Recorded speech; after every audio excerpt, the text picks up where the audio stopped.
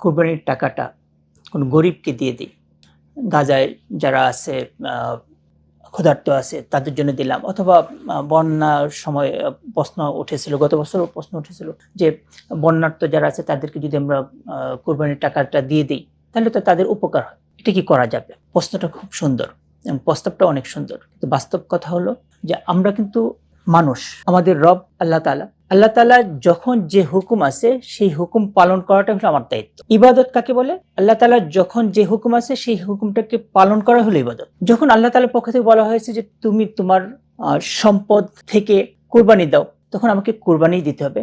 যদি আমি সম্পদশালী হই তাহলে আমার পক্ষ থেকে কোরবানি দেওয়াটা ওয়াজিব, এর বিকল্প কিছুই করা যাবে। হ্যাঁ, আপনার যদি টাকা থাকে, একটা কথা মনে রাখবেন, সম্পদশালী যে আছে 2025 সালের হিসাব অনুযায়ী সম্পদশালী হচ্ছেন 95,000 টাকার মালিকের, যাদের মালিক।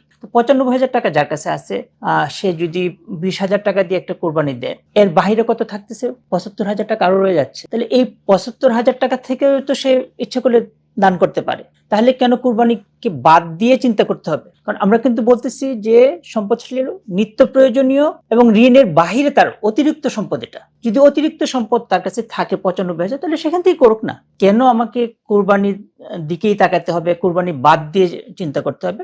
এটা আসলে যৌক্তিক বিষয় না।